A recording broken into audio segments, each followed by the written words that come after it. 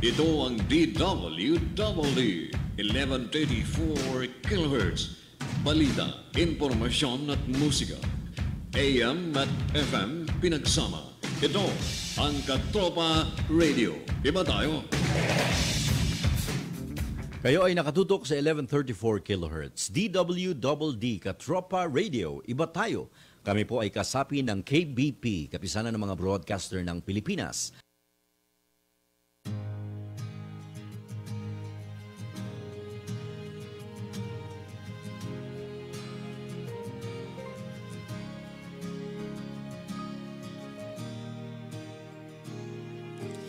Itigil na natin ang labanan upang wala nang masasaktan. Bakit di na lang tayo magtulungan nang makamtan ng kapayapaan at kaunlaran? Halika na, kumapit ka ngayon.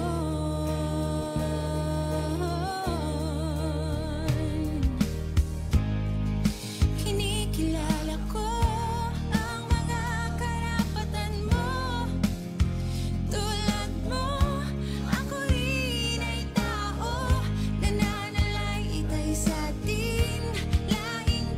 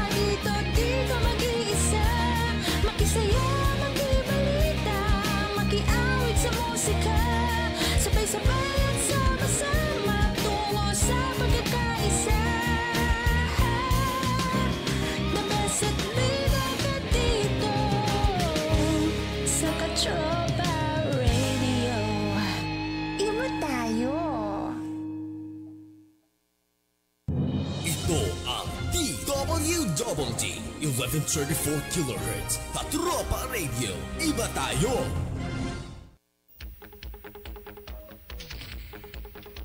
Sa pagsapit ng ganitong oras sa himpilang ito, nakatutok at aalingaw-ngaw ang Kanyon! Kanyon!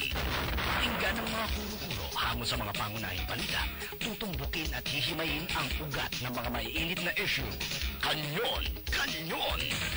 Kanyon ng komentaryo at serbisyo publiko, si Rolly Canon.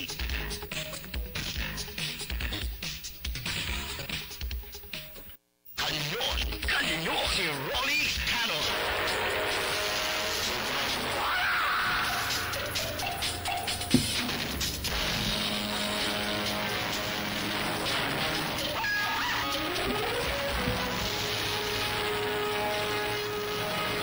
Magandang umaga po sa inyong lahat mga kababayan, si Rolly Canon hanggang alas 10 ng umaga dito sa Kanyon radio program na napapakinggan po sa 1134 kHz on AM at sabay pong napapanood dito po sa Katropa DWDD Facebook page sa internet, no? All over the country, all over the world. Sa penultimate ng filing, penultimate day of filing ng Certificate of Candidacy kahapon, nakita po natin itong mga iba-ibang old familiar faces sa larangan ng politika na nag-file ng kanilang Certificate of Candidacy kahapon. Ang pinaka matandang nag-file ng COC kahapon, ang kilala ninyo na dating senador Juan Ponce Enrile. At the age of 94, nag-file po ng Certificate of Candidacy si Gianni Ponce Enrile kahapon. And of course, marami pang ibang mga gustong kumandidato.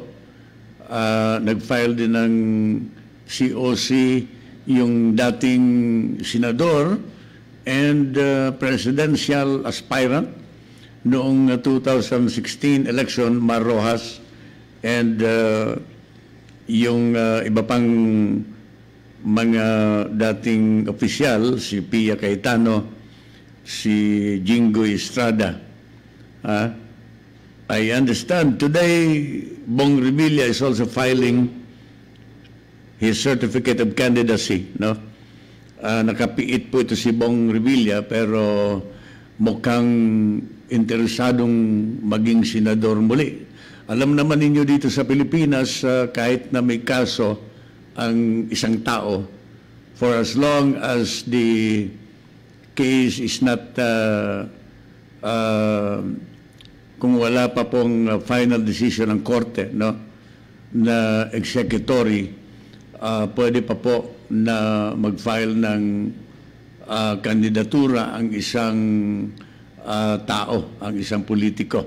Napakasimple kasi ang requirement ng ating batas sa ating saligang batas sa mga kakandidato ng iba-ibang posisyon, for as long as you are a Filipino citizen, you can read and write, you are a permanent resident of the country, pwede ka pong kumandidato sa anumang posisyon dito sa ating bansa. So yan po ang senaryo kahapon, the filing of Certificate of Candidacy ng mga iba-iba na kakandidato. Si Gianni Ponce Enrile at the age of 94, no? Si Erap Estrada ay kakandidato din muli na mayor. Siya rin po ay medyo uugod-ugod na. Alam niyo, dapat sana itong mga mga official nating ito, dapat ito ay nagpapahinga na. Ha? Dapat sana itong si Joseph Estrada, ibigay niya na kay Isko Moreno. Ganon din si dating Mayor Lim, no? Ang tatanda na kasi nito, ng mga taong ito, they still seek for public office dito po sa Manila. At saka si JPE ay 95 na. Kapag siya ay naiboto muli sa 2019, at the age of 95, siya po ay makikipagbrasuhan pa dyan sa Senado sa mga batang-bata na mga senador. Sa bagay, wala namang prohibition sa edad ng ating mga kakandidato at mga senador. At 95, for as long as you can still face your opponent sa mga debate dito sa deliberasyon ng iba-ibang batas dito sa ating Senado, pwede pa rin po mga kababayan ko si Juan Ponce Enrile. Alright. Yung dating gobernador ng Ilocos at ngayon ay congresswoman, Amy Marcos, is also running for senator. Pia Cayetano, Mar Rojas, they are still running for a Senate seat sa 2019 election. So, tuloy po tayo dito sa ating mga tinatalakay. At ang Pangulo daw ay maaring sumama sa kampanya. Maaring samahan po ng Pangulo ng Pilipinas ang iba-ibang kandidato ng administrasyon. Indikasyon po yung pagsama ng Pangulo kay Secretary Bongo sa COMELEC. Patunay lamang na hindi po papabayaan ng Pangulo ang kanyang mga kaibigan, mga kandidato sa pagkasenador, lalong-lalo na sa PDP laban. Alright, tuloy po tayo sa Kanyon ni Rolly Canon sa mga latest developments. Ang latest ngayon ay ang pagkahuli ng dating negosyador, dating peace talks consultant dito sa Laguna ng Armed Forces of the Philippines, no? Ang pahayag po ngayon ng Armed Forces, they have arrested at the Army's checkpoint in Santa Cruz, Laguna. In the afternoon, they have arrested NPA members na pinangungunahan po ni Adelberto Silva, isa pong pinalaya na peace talks consultant and current head of the Communist Party of the Philippines, National Organizing Department. Kung naalala po ninyo mga kababayan, maraming pinakawalan ang Pangulo na mga nakabilanggo nung araw na mga members of the New People's Army. Dahil doon sa naudlot na peace talks last year, pinakawalan po ng gobyerno yan sa utos ng Pangulo. Of course, sang-ayon din sa kautusan ng Korte. To give way for the scheduled peace talks with the CPP-NPA last year, when the President was in Russia, if you recall, isa po ito si Silva sa mga pinakawalan po na consultants na hindi na po bumalik dito sa Pilipinas. As of this time, marami pa po na mga peace consultants ang at large at nakalalaya sa ngayon na hindi na po tumupad sa usapan ng ating gobyerno at saka ng Communist Party of the Philippines na sila po ay babalik dito sa ating bansa kapag tapos na ang negosasyon o kaya kung hindi po matapos o kaya hindi po matuloy ang negosasyon tungkol sa peace talks. So ito po si Silva ay isa doon sa mga pinalaya ng Pangulo na makipag-negotiate sa government panel. Kung naalala po ninyo, sa wakas siya po ay naaresto ng mga nagmamanman sa military checkpoint sa Santa Cruz, Laguna noong Lunes. Itong mga bata po ang nakahuli sa kanya ni General Paraino doon sa Laguna. At ito po, mga kababayan ko, ay inanunsyo ng ating Armed Forces Chief of Staff, Carlito Galvez. General Galvez claimed that the arrest of Adalberto Silva, freed peace talks consultant and current head of the Communist Party of the Philippines National Organizing Department, has disrupted the communist mobilization and recruitment activities. So definitely, ang recruitment activities po nito on that part of Luzon ay disrupted siya ngayon sapagkat isa po ito sa namamahala itong si Silva doon sa aktibidad na yan ng recruitment in Southern Luzon. So magandang development po ito ang pagkahuli kay Silva along with his companions na sina Idrisel Legaspi alias Juventud del Fierro and the Secretary of the CPP Southern Tagalog Regional Party Committee, no? Na a certain Oyong, a certain Wena, and a certain Batu, all NOD staff members.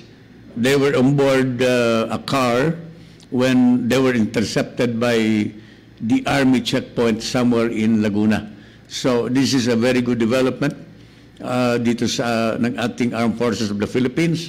Maaring ito po ay naghahanda din not only in the recruitment process but also in the December plot. The second, ito pong napipintong plano daw na muling pag-aalsa o kaya pag-agaw sa Duterte administration on December.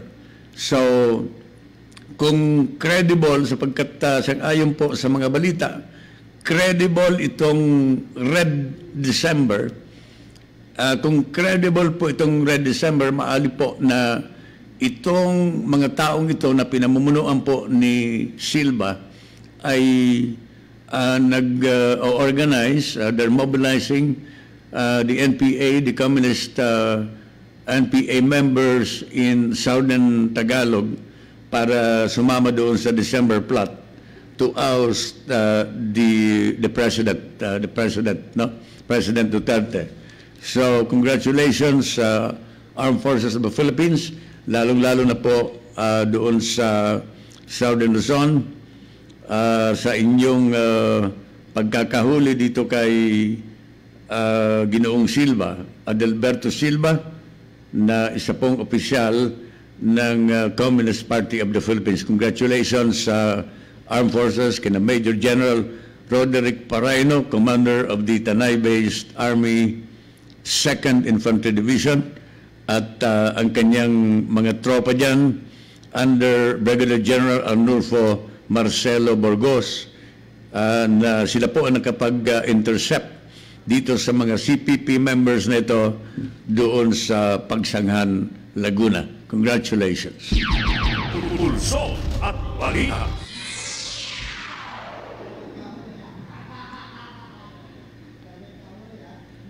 Alright, kayo po ay nakikinig sa Kanyon ni Rolly Canon. Alas 8 hanggang alas 10 ng umaga. Kanyon si Rolly Canon.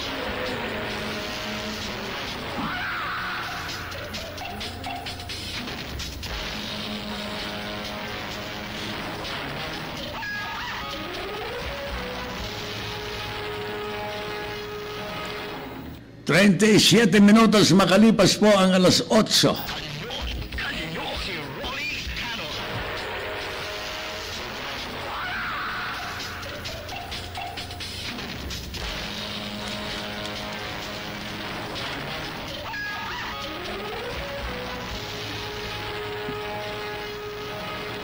Mukha pong tuloy na itong pagbibigay ng import permit dito sa mga rice traders natin, sang-ayon po sa plano ng Department of Agriculture. No? Naalala po ninyo, nung mga nakaraang linggo, plano po ng DA, lalong-lalo na po ang National Food Authority Council, nabigyan po ng otoridad ng permiso ang mga retailers na sila mismo po ang mag-import ng bigas. Ang layunin po nito ay para dumami ang supply ng bigas dito sa ating bansa, para bumaba ang presyo ng primary staple ng ating bansa, no? Para bumaba din ang inflation rate. So, ang akala ko kasi naayos na ito nung isang linggo. Pero sa balita po ngayon, magkakaroon pa ng pag-uusap ang National Food Authority Council para sa pagbibigay po ng import permits dito po sa mga rice retailers na ito, no? Alam po ninyo, dapat pagtuunan talaga ng pansin itong food security dito sa ating bansa. Sapagkat ang seguridad sa pagkain at saka ang pagtuon ng pansin ng ating gobyerno dito sa poverty sa ating bansa ay napaka-importante po. Sang-ayon po sa mga survey, ang tumataas po ang poverty incidence dito sa ating bansa sa kasalukuyan. At alam po ninyo, itong mga nasa middle class nga ay sila na mismo yung the new poor, sang-ayon po sa mga pagtaya ng survey sa ngayon. So napaka-importante po itong food security na pagtuunan po ng pansin. Lalong-lalo na po ngayon na World Food Day, ang mga farmers po ay nananawagan sa mga kandidato sa pagkasenador, lalong-lalo na pagtuunan po ng pansin ang food security ng ating bansa. Kailangan po i-assess natin kung sino yung mga kumakandidato ngayon na may inklinasyon, may paniniwala po sa food security. Kung ano ang plataforma po nila tungkol sa pagkain at saka sa poverty alleviation dito sa ating bansa. Kayo mga kandidato, magpakitang gilas kayo sapagkat ang mga farmers ngayon, ang mga grupo ng mga farmers ngayon ay nagsasagawa po ng assessment kung sino ang mga kandidato na maaring magbigay ng solusyon sa kahirapan ng bansa, lalong-lalo na po sa seguridad ng bansa pagdating po sa pagkain. Alam po ninyo, napaka-importante po ang food security. Naka-connect po yan sa national security of the country. Kapag hindi po matatag ang pinagkukunan ng pagkain ng isang bansa, nanganganib po ang bansa na yan kung pag-uusapan po ang national security of the country. Wala pong kinikilala ang mga gutom na tao, ang gutom na tiyan, wala pong kinikilalang batas. Mayroon po tayong mga batas but they will never recognize these laws of the country kung kumakalam po ang sikmura ng mga mamamayang Pilipino. Alam po ninyo, madalas kong ikwento dito sa programa yung nangyari doon sa bansang Haiti nung nagkaroon po ng food riot doon sa bansang yon. That even the police, including the soldiers of the country, hindi po nila napagbawalan, hindi po nila napigil ang mga tao.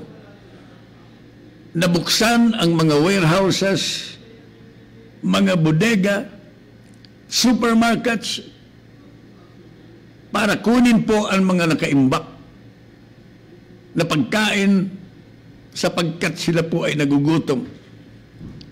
At saka yung mga pulis at mga sundalo po ay sumama na rin po doon sa mga grupong yan sapagkat they themselves were also hungry at the time. So, napaka-importante po itong food security. I just hope that the President, through the appointment of the retired Army Chief, ay sabagay, hindi pala si Army Chief doon sa National Food Authority. Doon pala yung sa DSWD, akala ko sa National Food Authority. Sana makakuha po ang Presidente ng isang magaling na namumuno po ng National Food Authority. I understand the President is eyeing for a Chinese trader, whoever he is. Sang-ayon sa balita na alam ang patakaran sa mga importation, patakaran tungkol sa pag-import po ng bigas dito sa ating bansa. I just hope that the President can appoint somebody who is knowledgeable about rice importation para hindi po tayo magkulang ng bigas, mga kababayan ko. I understand Speaker Gloria Macapagal-Arroyo also was asking Congress for the approval of an additional 20 billion pesos additional budget for the Department of Agriculture para po mapaunlad lalo ang ating bansa pagdating sa agrikultura. Marami pong factors po yan, mga kababayan ko, kung bakit ang agrikultura ay hindi po napagtuunan ng pansin sa mga nakaraang pong administrasyon. Ang daming mga reasons kung bakit tayo ay we rely most of the food that we eat from importation. Mula sa bigas, sa gulay, sa isda, mga kababayan ko, sa importation po tayo nagre-rely, considering that the Philippines is an agricultural country. And yet, we import rice from Vietnam. We import rice dito sa Thailand, sa Vietnam, samantalang tayo po ay agricultural country. Yung International Research or International Rice Research Institute ay nandito po sa ating bansa. Madalas ko pong sabihin sa inyo, mga kababayan ko, sapagkat napaka-importante po na malaman ng mamamayang Pilipino na tayo po ang nagturo dito sa mga farmers na ito ng teknolohiya tungkol sa farming dito po sa Los Baños, Laguna po yun. And now, we are importing rice from these countries, Vietnam and Thailand. Samantalang tayo po ay nagturo sa kanila sa teknolohiya ng agrikultura dito sa ating bansa. Kung minsan ako'y nahihiya po Sabi ko nga sa iyo, madalas ako'y nahihiya kapag na-mention ang importation of rice. Lalong-lalo na ngayon na nagkukulang po tayo ng bigas dito sa ating bansa. We import up to more than 1 million tons of rice every year. The latest importation was announced by by the National Food Authority na mayroon pong 500,000 metric tons of rice imported from some other countries, mga kababayan ko. So, I hope that the candidates for the national post in this coming midterm election, most of them, sana piliin po natin yung mga kandidato sa pagkasenador, sa pagkakongresista na mayroon pong plataforma tungkol sa national food security of the country. As I've said, the security, the food security has something to do with the national security of the country. Kanyon, si Rolly Canon.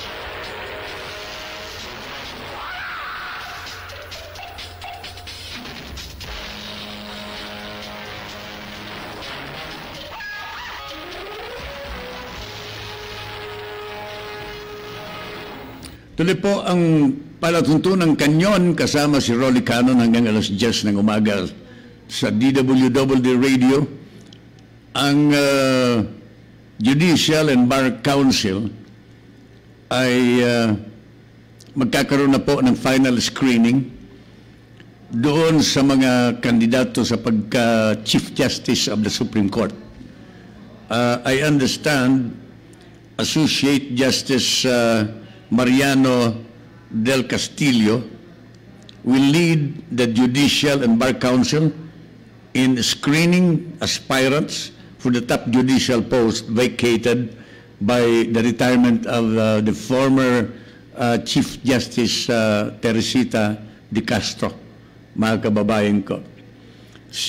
Alam po ninyo itong si Senior Associate Justice del Castillo, isa po ito sa nanomra o nanomrahan o kaya nominated, automatic nomination for the position of Chief Justice along with some other senior justices of the Supreme Court. No? But alam po ninyo, tinanggihan po ni Senior Associate Justice del Castillo ang kanyang automatic nomination dahilan sa kanyang maraming gawain dito sa Judicial and Bar Council and other chairmanship ng iba-ibang mga organisasyon o kaya ahensya sa hudikatura na siya po ang chairman. So, Associate Justice del Castillo rejected the automatic nomination for the position of the Chief Justice in the Supreme Court, and now he is the presiding officer of the Judicial and Bar Council to finally screen the aspirants for the position of Chief Justice na i-appoint po ng Pangulo within 90 days in accordance with law, mga kababayan ko. So within 90 days siguro, kailan ba nag-retire si Teresita de Castro? Last week, de Castro retired as the Chief Justice for 44 days lang. 44 araw lang po si Chief Justice de Castro na ninilbihan sa Supreme Court. And now the President is looking for the replacement ng posisyon ng Chief Justice. Ang tatlong senior justices of the Supreme Court na pinangungunahan po ni the most senior Associate Justice Antonio Carpio ay tinanggap na po ang kanilang automatic nomination. So the President will have to get the short lists coming from the Judicial and Bar Council to finally appoint the next Chief Justice. So it is now final that I think today will be the final screening for the nominees and aspirants for the position of Chief Justice na ginagawa po ng Judicial and Bar Council today, no? And hopefully baka next week, baka sakali na kapag inabot po ng oras ang Judicial and Bar Council, the members of the Judicial and Bar Council headed by or presided over by Supreme Court Associate Justice Mariano del Castillo can already submit this short list to the President for assessment ng Presidente, no?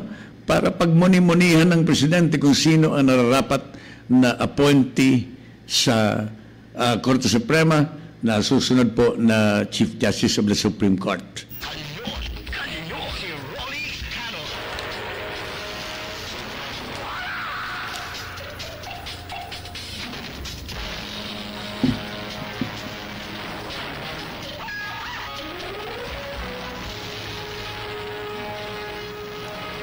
53 minutos po makalipas ang alas 8 ng umaga dito sa Kanyon. Kasama po si Rolly Canon hanggang alas 10 ng umaga. Ang Development Budget Coordination Committee or DBCC ay binawasan po ang economic growth target ng ating bansa due to the so-called new realities na tinatawag nila, no? Dati-dati ang forecast ng Development Budget Coordination Committee, ang forecast for 2018 ay 7 to 8%. Forecast for 2018, 7 to 8% economic growth. Sa ngayon po, ang growth target for 2018 ay ranging from 6.5% to 6.9%. Binawasan po itong economic growth ng ating bansa ng Development Budget Coordinating Committee due to the new realities na sinasabi nila. Ano po ang mga bagong realidad, the so-called new realities na nangyayari ngayon dito sa ating bansa? Ito po ang patuloy po na pagtaas ng domestic inflation dito sa ating bansa, the global oil prices, and the tightening monetary policy in the advanced economies like the United States of America, mga kababayan ko. And of course, the growing trade war between the United States of America and China. These are the new realities na sinasabi po ng Development Budget Coordination Committee. That is why they have slashed the growth target in terms of GDP, in terms of economic growth dito sa ating bansa. Medyo mataas-taas din yung kinaltas na forecast ng mga eksperto dito sa ating bansa. But the forecast for 2019 and up to 2022, mga kababayan ko, however, remained unchanged. Hindi po binago ang forecast sa 2019 and 2022 or up to 2022. Hindi po binago ang forecast sa 7 to 8% level. Ha? Sang-ayon sa kanya, medyo bullish ang forecast, economic forecast ng ahensyang ito dito po sa pagdating ng 2019 hanggang 2022 at the end of the term of the President, mga kababayan ko. So, maganda itong nakikita nila that maybe the Philippines can recover next year. Incidentally, ang balita, mga kababayan, na yung inanunsyo na plano ng ating gobyerno sa pamamagitan po ng Presidente in suspending the excise tax, no? Sa second round ng train law by 2019, effective January 1, ay for a period of 6 months lang po daw. For a period of 3 months, only 1 quarter. Ay alam po ninyo, palagay ko hindi po sapat ang 3 months para makabawi tayo sa inflation rate at dito po sa mga new realities na ito na sinasabi. Ang pagtaas ng inflasyon dito sa bansa, pagtaas po ng presyo ng crude oil, itong mga petroleum products in the country. Itong future suspension of the excise tax under the second round of the train law in January 2019 for a period of only 3 months, I think is not enough para tayo makabawi. Wag po natin, in fact, umaangal po, even the minority in the House of Representatives, they are umaangal po sila dito sa suspension nito. Ang akala kasi nila, ang binabalak na suspension as recommended by the economic managers and some senators identified with the administration, if you recall, nagpasa po sila ng resolution in the Senate asking the President to suspend the excise tax. They were referring to the suspension of excise tax implemented last January 1, 2018. Iyon po ang tinutukoy nila na isuspend, pero ang kaya lamang daw na isuspend ng ating gobyerno, yung hindi pa na-implementa.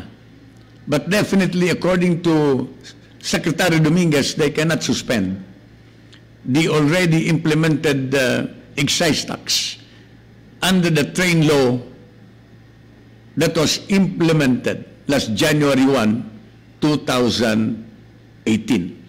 So ito po ang mga realidad na tinatawag dito sa ating bansa ngayon, mga kababayan ko. So bumaba po ang forecast, binaba po, na-slash ang forecast ng economic growth ng ating bansa sa 2018. At least they're honest enough to tell the people na let's face it, talagang maraming new realities ngayon na mga factors kung bakit po ang economic growth natin ay nababalam o kaya atrasado. Hindi po ganun ganda ang economic growth, ang GDP ng ating bansa because of the so-called new realities in the country. The local and international landscape, international landscape, including high domestic inflation, the rising global oil prices, and the tightening monetary policy in most advanced countries like the United States of America, and also, of course, the trade war between the United States of America and China. Kanyon, si Rolly Canon.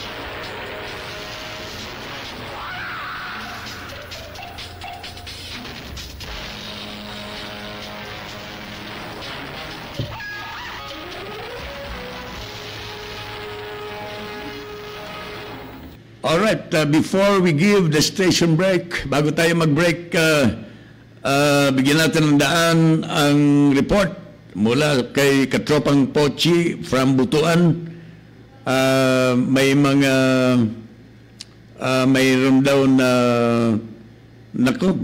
pinagbabaril ng NPA, ng CPP-NPA sa Surigao del Sur. May mga patay Teka muna, kunin natin ang detalye. No, ibigay mo ang detalye, Katropang Pochi, dito sa pangyayaring ito sa Surigao del Sur.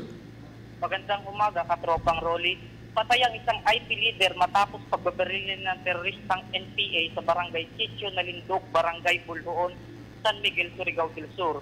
Noong ika-10 ng Oktubre taong kasalukuyan, ganap na alas 5 ng hapon.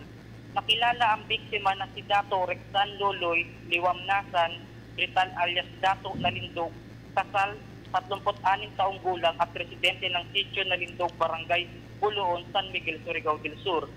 Ayon sa investigasyon, sinabing pauwi na ang biktima sa kanyang bahay galing sa trabaho ng pagbabaril ito ng 6 na beses. 6 na beses na siyang kinamatay ng biktima at mga salarin 4 na miyembro ng Guerrilla Front 19. Inamin naman ni Kaamihan, spoken person ng Guerrilla Front 19 sa kanyang live radio interview sa Shore FM Tandag noong ika-15 ng Oktubre na ang Guerrilla Front 19 na kanyang grupo ang pangunahing responsibilidad sa pagpatay sa IP leader. Sinasabi din niya na ang tunay nilang target ay ang mga kasunduluan na inaakusahan pa niya na si Dato Luloy asset ng militar at siyang gumawa ng isang tahasang kasinungalingan at panggahasa sa isang tao. Ngunit nagpatunay lamang ang kanilang mga gawain at pagkilos ng kilusan ay isang papandindang upang maiwasan ang pagkakasala na mula sa taong naghahanap ng katarungan. Katropang Pochi. Lieutenant Colonel Service A. Trinidad, commanding officer ng 36 Infantry Battalion, na ang pagpatay kay Dato Rexan Brital ay isang di makataong gawain at paglabag sa Provision International Humanitarian Law. At yan ang mga balita mula dito sa Butuan City. Ito ang inyong Katropang Pochi. Thank you very much, Katropang Pochi from Butuan. Report, isang IP leader daw patay matapos pagbabarilin ng CPP-NPA sa Surigao del Sur. 9:04 in the morning sa Kanyon, magbabalik si Rolly Canon. Magpapakilala muna tayo ng ating impilang. Ito ang DWDD 1134 kHz. Balita, impormasyon at musika. AM at FM pinagsama. Ito ang Katropa Radio. Iba tayo. Kayo ay nakatutok sa 1134 kHz. DWDD Katropa Radio. Iba tayo. Kami po ay kasapi ng KBP, kapisanan ng mga broadcaster ng Pilipinas.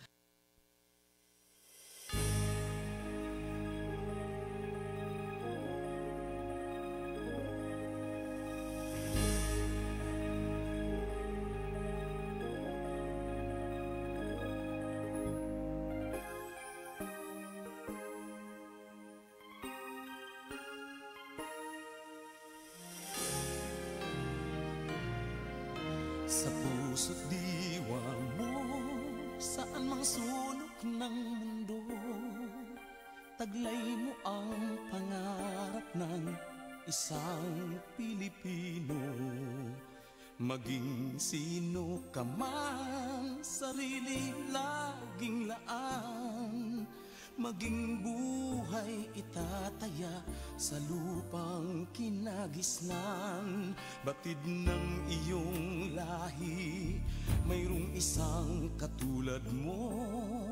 Saksi ang iyong lipi, ang katangian ay sa'yo. Bayani, namumukod at katangi-tangi. Bayani, kayamanan ka ng iyong lahi. Ikaw ang aming tanglaw, aming gabay. Oh, bayani, katuparan ng aming mga pangarap.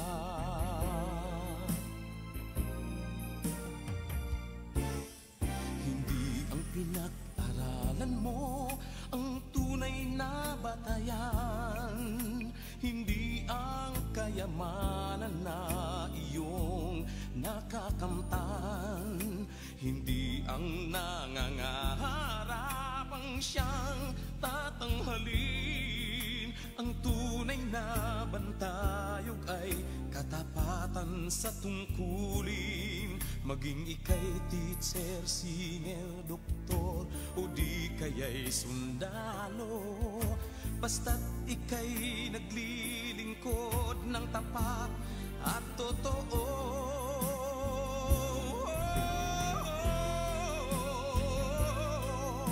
Namumukod at katangi-tangi bayani.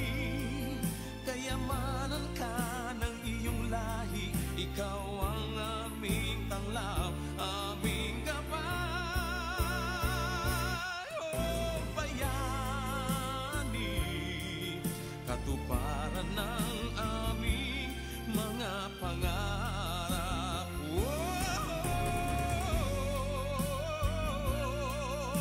Namumukod at katangi-tangi bayani.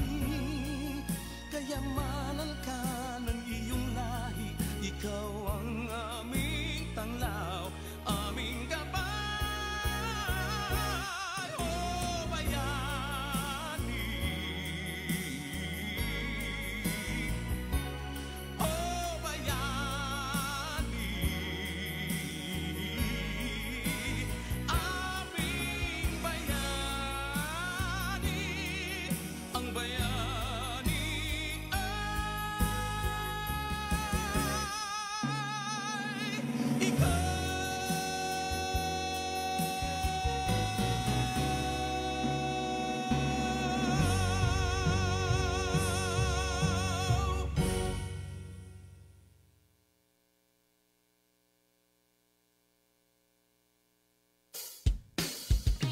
Sa pagkising sa umaga, ngiti ko'y masaya. Narinig sa radyo, boses ng katropa mo. Iba't ibang uri ng kwento, mapapakinggan dito. Sa Luzon, Visayas at Mindanao, pati sa buong mundo. Makinig na sa katropa, dito di ka mag-iisa. Makisaya, makibalita, makiawit sa musika. Sabay-sabay at sama-sama tungo sa pagkakaisa. The best at bida ka dito sa Katropa Radio. Iba tayo. Ito ang DWDD 1134 kHz Katropa Radio. Iba tayo.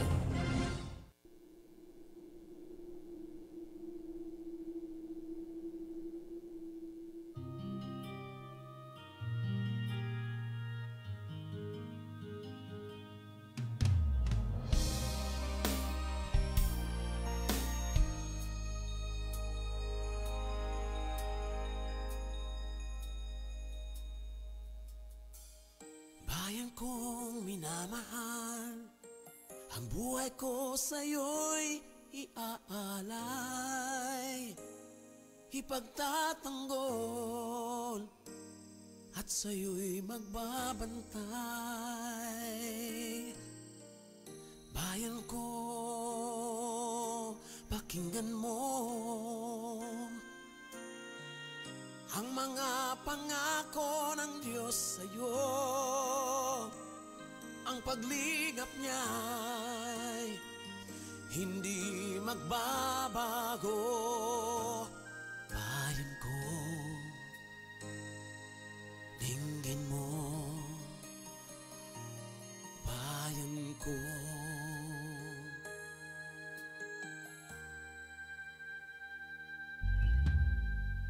masdan mo ang iyong ganda, taglay nito ang kulay at saya. Ang pag-asa ay ngayoy nadarama. Ang pag-asa na'y nasa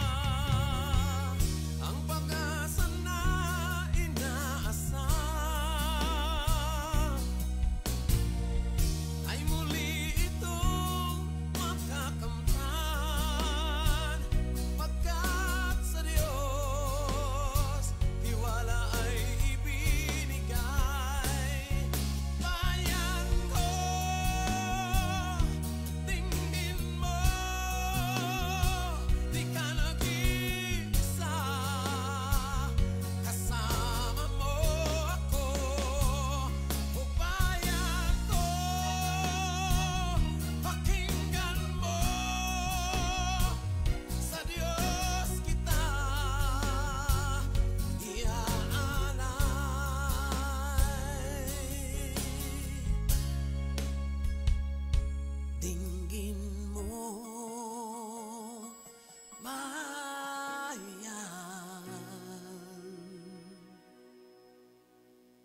Pag-ibig ko'y walang hanggan, ang buhay ko sa'yo'y ibinigay. Bayan ko, bayan ko, dinggin mo. Bayan ko, dinggin mo. Bayan ko, dinggin mo. Bayan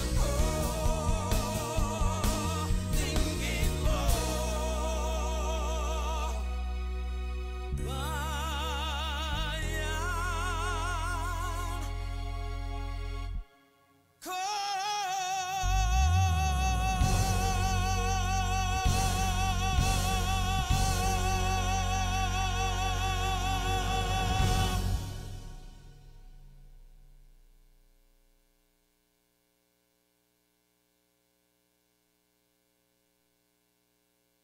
Kanyon, kanyon, si Rolly Canon.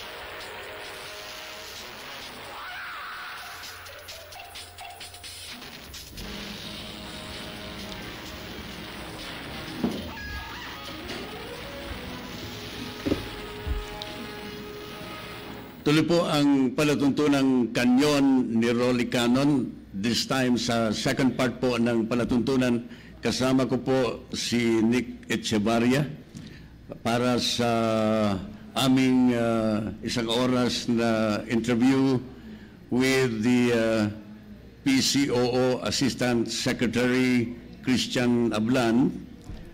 Siya po ay Assistant Secretary at the Presidential Communications Government of the Philippines. Para mapagbigyan po namin kayo ng kanyang background, he studied public policy at the Lee Kuan Yew School of Public Policy. He studied public-private partnership at the John F. Kennedy School of Government. He studied comparative public policy at the University of Auckland.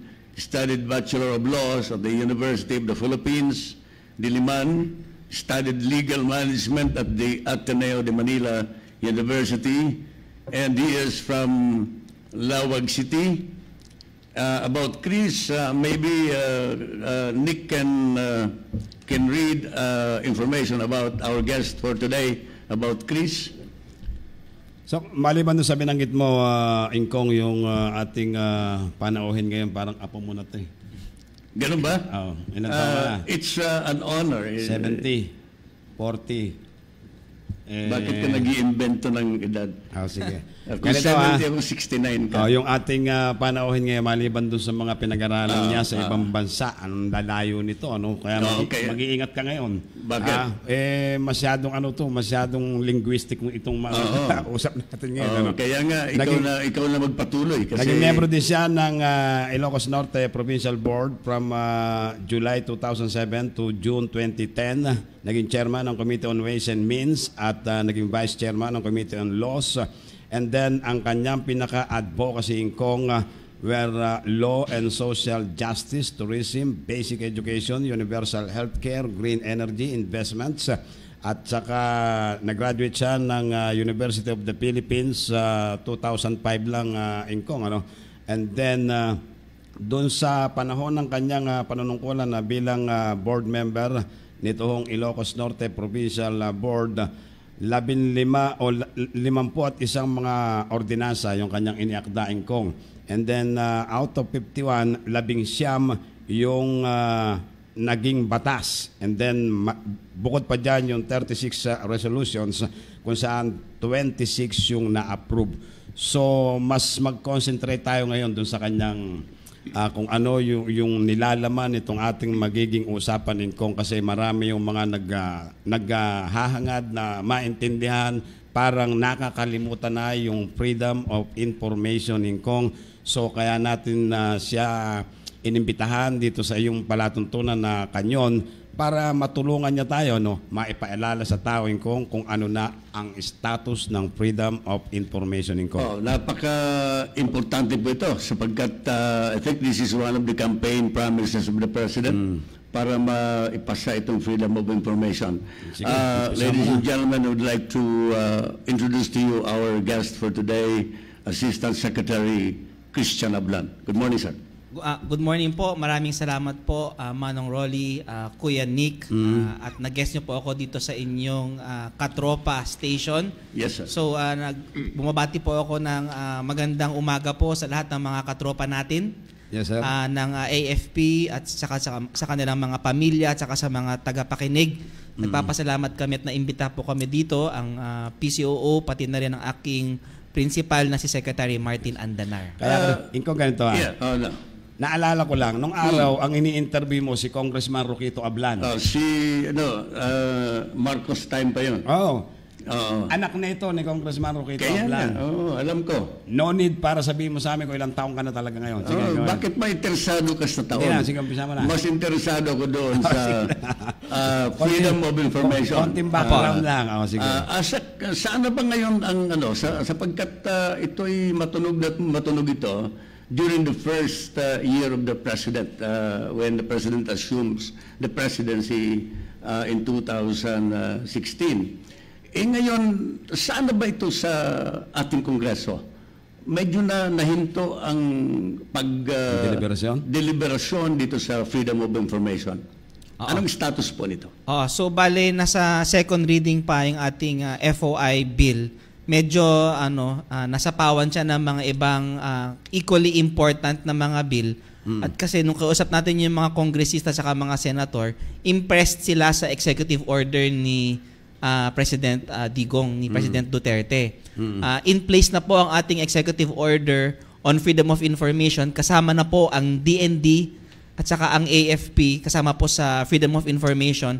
Actually, yung mga kababayan natin na nasa ibang probinsya, kung gusto nila magtanong tungkol sa mga impormasyon na hawak ng AFP o ng DND, maaari silang pumunta sa ating website na foi.gov.ph.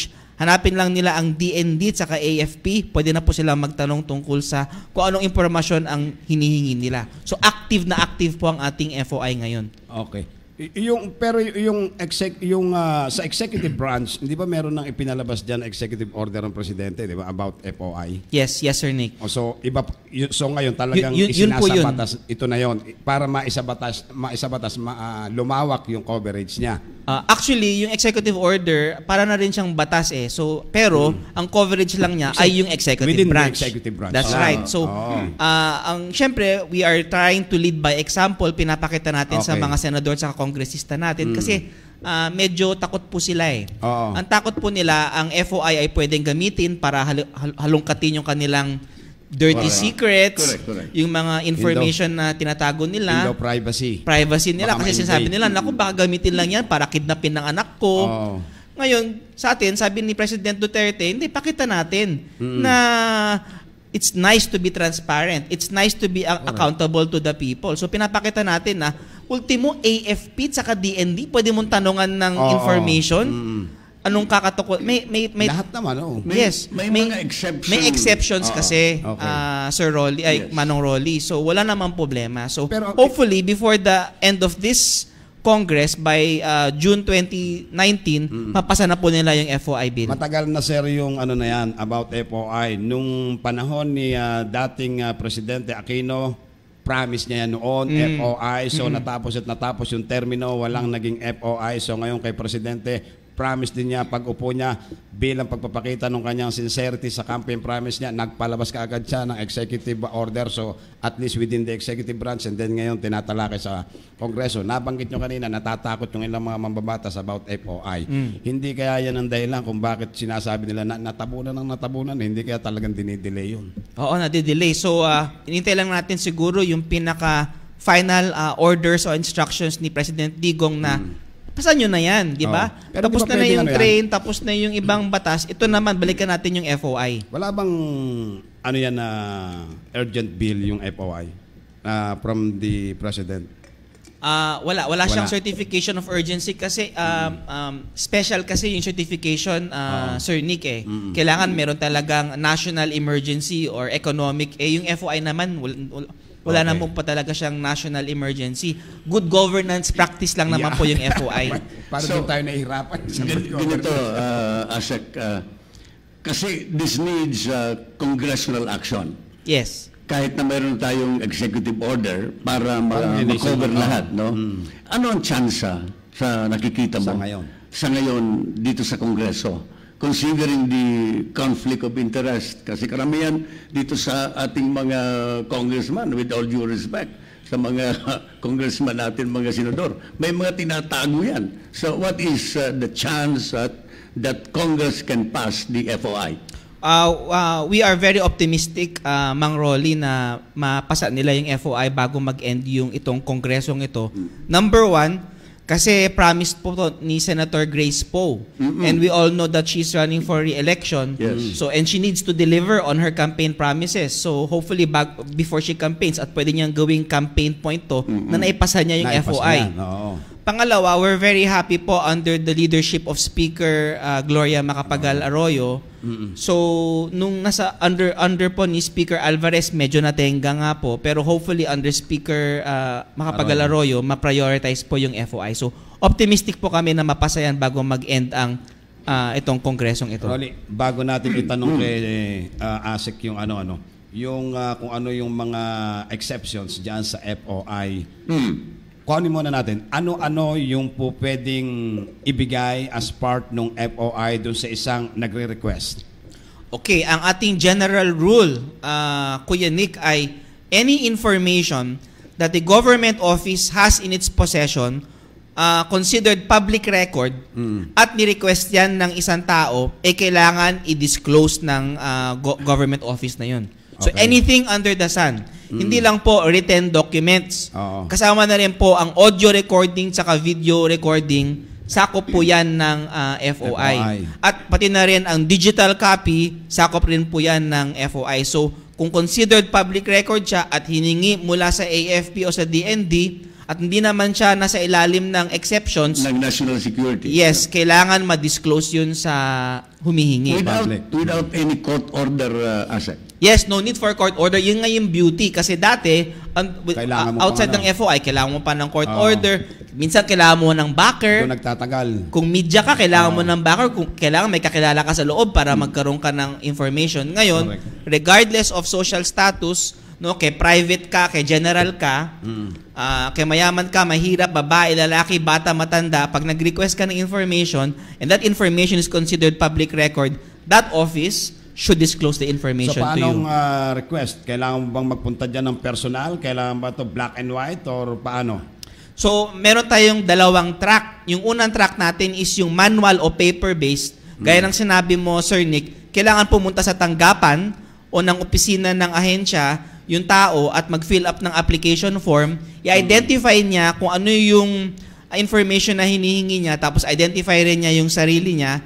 And then mag-iintay siya ng 15 working days. More or less mga 3 linggo. And then madi-disclose na sa kanyang information. Pero pinadali na po natin, Sir Rolly at saka Sir Nick. Gumawa po tayo ng website, foi.gov.ph, para sa mga kababayan natin na nasa ibang probinsya, lalo na sa mga isla, o sa katulad ng Mapun, no? Mapun Island, ng layo-layo nun. Kailangan pa nilang pumunta dito. Gumawa na kami ng website, foi.gov.ph. Punta lang sila doon, hanapin nila yung ahensya, SSS man yan, GSIS man yan, AFP, DND, PNP, mahanap nila doon na nila tatanungin, makukuha na rin yung response nila online. So, ganun po kadali. Paper-based, pumunta po sila, physical, or online sa internet na lang. So, the 15 days period for the release of that document being requested, is that the maximum? Yan po ang regular period. Ginagawa po natin 3 linggo para magkaroon po ng levels of review. Kasi syempre, for example, dito sa AFP, kailangan dumaan yan sa JAG siguro bago i-approve. So kaya 15 working para days. May leeway. Pero ang average naman, Sir Rolly, hindi naman po umaabot ng 15 working days. Alam niyo po ba, sa aming pag-aaral, ang average period where a government agency responds to an FOI request is just 1 week. 7 days lang. Kaya naman. Now, hindi po maximum yung 15 working days kasi may mga bagay-bagay po na talagang complex at hindi agad-agad ma-approve yung pag-disclose. So, maari pong ma-extend po siya maximum of 20 additional working days po. So, a total of 35 working days or a month and a half. Paano kung ayaw ibigay? Kung tumanggi yung agency o yung department na yan doon sa nire-request namin? Okay, so pag tumanggi, then ang tao pwede siya mag-appeal. And then, ang burden of proof ngayon ay nasa ahensya para sabihin kung bakit tinanggihan yung FOI request. Okay. Nasa ilalim ba to ng exceptions? National security concern ba? Kung wala. Ganon. Kung wala, kung talagang malisyoso siya, the information being requested is public information pero hindi pa rin niya dinisclose, maari po siyang maging liable under civil service rules saka AFP rules. Sa civil service po ang penalty po ay reprimand pag first offense, ang second offense po ay suspension between 1 to 30 days and then po ang third offense po ay dismissal na po from the service. So na-mention ni Ase kanina Incong Nick yung mga exceptions, no? Okay.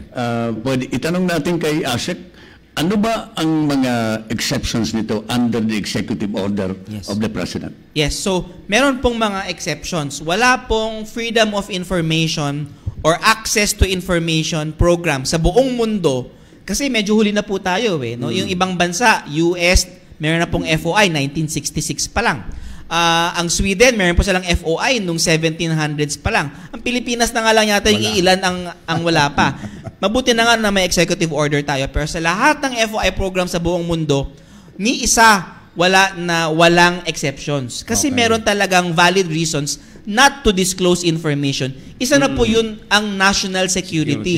Pag yung impormasyon na hinihingi mo involves the protection of national security or may involve the safety of our servicemen, hindi pwedeng i-disclose yun. So halimbawa, hindi pwedeng gamitin yung FOI para malaman ng isang tao kung nasaan na ba ang deployment ng ating mga kasundaluhan sa Mindanao. Hindi pwede kasi baka gamitin yan ng mga ISIS, Maute o kung sino-sino man para i-ambush sila. So, hindi pwede i-disclose yung impormasyon na katulad niyan. Anything about national security? Yes, kailangan justified. Kailangan grave and irreparable danger. Okay. Maliban doon sa national security, alin pa yung pwedeng maging exception dyan? Yes, so meron tayong siyam na exceptions to freedom of information. 9 categories. Marami yan. Oo. So, pero ang pinaka-importante, syempre, sa mga katropa natin ay ang national security. So, sa mga sundalo natin, mga opisyal natin ng AFP, wag po kayong mag-alala. Hindi naman po madi-disclose yung location ng troop movement natin dahil valid exception yun sa FOI. Pangalawa, hindi rin po pwedeng gamitin ng FOI para kunin ang personal information ng mga kasundaluhan natin, mga katropa natin. You cannot use FOI to get personal or sensitive personal information kasi meron po tayong Data Privacy Act. So hindi po pwedeng malaman yung address, yung personal telephone number, blood type, GSIS number. Kasi yan po ay tinatawag natin na sensitive personal information. Wala pong karapatan ang ibang tao, maliban sa tao mismo, na hingin yung ganong klaseng impormasyon. The extent on personal information that may be disclosed are names and rank. Siguro for the AFP, hanggang doon lang po. Halimbawa, gusto lang nila malaman kung sino po ba ang commanding general ng sino po. Then lalabas mo kung sino yung commanding general o sino yung captain ng civil relations service, mga ganung bagay ba. So dalawa po yun. Meron din po tayong tinatawag na executive privilege, pero hindi po yan nag-a-apply sa atin. Ang executive privilege ay pwede lang pong gamitin ng ating presidente. So any information considered the president's usage that's considered for his decision making, hindi rin pwedeng gamitin sa FOI. Meron din tayong tinatawag na protection of the public safety. hindi na po pwede gamitin yung FOI para malaman yung identity, address, saka location ng state witness laban sa isang tao. So, meron din tayong banking and finance laws. So, ang ating bank secrecy law andyan in place pa rin po. So, hindi rin pwedeng gamitin yung FOI para malaman yung bank details ni General Galvez, no? O ni spokesman ng AFP. So, mga ganun-ganun bagay. Meron din tayong prejudicial premature disclosure para rin po sa GSIS at SSS ito. Di pwedeng gamitin ng FOI para malaman kung saan mag-i-invest ang GSIS saka SSS bukas kasi parang pinasa mo na yung trabaho sa pagbasa ng stock market doon sa GSIS at SSS. It may cause market instability. Biruin mo, pag nalaman mo kung saan mag-i-invest ang GSIS, invest na mag-isip ka kung saan ka mag-i-invest. Gamitin mo na lang yun. Ang problema nun, pag lahat ng AFP, mga kasundaluhan natin, mag-invest doon, magkakaroon tayo ng market instability. So meron tayong prejudicial premature disclosure. So, yun po yung ating mga exceptions. Pero ang pangunahin po natin exceptions na feeling ko relevant po sa AFP ay ang national security po at ang Data Privacy Act. Nabanggit mo about executive privilege. Pero paano kung ang hingin doon sa FOI yung mga executive session ng mga mambabatas? Hindi rin po pwede yun. Kasi kasama po sa mga exceptions, Sir Nick, ay ang records of proceedings. Okay. So ang records of proceedings, kunwari sa korte, kung hindi ka naman yung tao na involved dun sa wala ka naman karapatan hingin yun. Pati na rin sa mga ahensya ng gobyerno na may quasi-judicial power. For example, ang judge natin, meron tayong court martial. Pag confidential yung court martial at records of proceedings, hindi rin yan basta-basta pwedeng i-disclose. Lalong-lalo na pag meron tayong mga executive session. Yung mga session ng mga sanggunian panlalawigan, sanggunian bayan, sanggunian panlungsod, usually you can get minutes kasi public naman yung session. Pero pag kinonvert ng vice governor or vice mayor yung session to executive session, it becomes confidential. Hindi na po pwedeng i-disclose yung information na yun. So, meron tayong mga differences. Pag public yung meeting, yung session, you can request for the records. Pero pag executive session siya, kaya nga siya executive session, confidential siya. Hindi pwedeng gamitin yung FOI nun. So, maganda naman po yung ating FOI program tsaka exceptions. Balance naman po. Balanced in such a way that the information that is relevant to the public should be disclosed. Pero yung mga bagay-bagay na talagang hindi pwedeng ma-disclose kasi mapapanganib yung buhay ng ating mga kasundaluhan, hindi pwedeng ma-disclose yun. Yung mga kontrata sa gobyerno, take for example, dito sa Department of Public Works sa ASEC, ito ba'y pwedeng i-request ng taong bayan? Yes. Ang records nito? Yes. Yung mga contracts? Yes, Manong Rolly. Kasama po ang kontrata sa information considered public record po. Okay. So, for example, gusto nila, meron po kaming success story po sa Department of Transportation. May isang tao na gustong malaman kasi yung mga MRT, LRT, lahat yan puro PPP projects eh. Kontrata ito between government and a private concessionaire. San Miguel, Megawide, kung sino man sila. Siyempre, gusto malaman ng tao is fair ba yung kontrata o hindi? Baka mamaya sobrang pabor kasi ano na nangyari dito sa MRT EDSA natin, di ba? Dahil napakasama ng kontrata. It is unfavorable to the republic or to government. So humingi sila ng kontrata, ng bagong kontrata between LRT 8, which is the one that runs LRT 1 and LRT 2, and LRMC, yung private concessionaire, dinisclose naman po ng DOTR yung kontrata para mabasa, mapakita sa kanila kung ano ba yung mga provision ng kontratang yan. FOI is really a transparency and accountability initiative po. So kasama po ang kontrata. Yes sir. What about yung sir? Ito parehong kinatatakutan ng mga mambabatas. FOI versus National ID System. Kasi kung magkakaroon ng National ID System, sabi, andun yung mga records natin lahat. Ang sabi nila, baka yung ma-invade din yung kanilang privacy, ganun din sa FOI. Hindi ko ba pwedeng gamitin yung FOI na yan para pasukin ko yung National ID System, kunin ko yung mga information na kailangan ko? Magandang tanong po yan. Hindi po pwede yan, no? Hindi mo pwedeng gamitin ng FOI para malaman ang impormasyon ng ibang tao. Ang maaari lang makahingi ng impormasyon na nakalagay sa national ID yung tao mismo. So for example, sa national ID ko, paglabas ng national ID, nakita ko na mali yung blood type na nakalagay. So, ako pwede kong sabihin sa PSA na parang mali yung ID, mali yung information, pahingi nga, pakita nga ng information na meron nyo. Gusto ko malaman kung mali ba para makorek natin yan. Pwede yun kasi ako yung data subject. Okay, so you can request information pag ikaw yung data subject, pero hindi po tawag doon FOI. Frontline service po yan. So, karapatan mo yan bilang data owner kasi ikaw yung may-ari ng impormasyon na yun.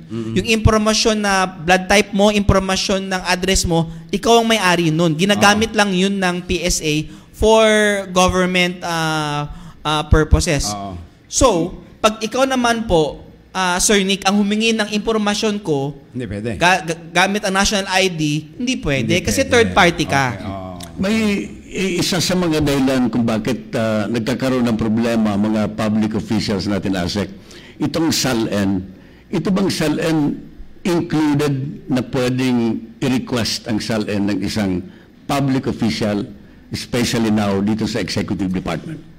Sir Rolly, para malinaw lang po, regardless po kung meron tayong FOI EO o FOI na batas, maari pong hingin ang SALN. Nung Republic Act 6713 nung 1980s pa, 89 pa po yata noon. Actually, pwede na po talagang i-request yung SALN. So, wala po, regardless kung may FOI program o wala. Kasi yan po yung isa sa mga public official oo, kailangan pag public official ka, part of your privacy requirement is yun. yes. Ngayon, ang proper procedure po para sa tao, parang kung gusto niyo pong malaman yung SALN ni, for example, ang dami pong humihingi ng SALN ni ASEC Mocha Uson nung kasama ko po siya sa PCOO. Ang tamang ahensya po na kailangan nyo pong i-requestan is hindi po yung PCOO. Kasi ayon po sa batas natin na Republic Act 6713, meron po tayong 7 official repository ng SALN. So para sa aming mga official na assistant secretary, undersecretary, at saka secretary, ang repository po niyan ay ang Office of the President, Malacanang Records Office. So doon po kayo pupunta. You mentioned about Mocha Uson. Yes. Kumusta na ang PCOO ngayon without Mocha Uson?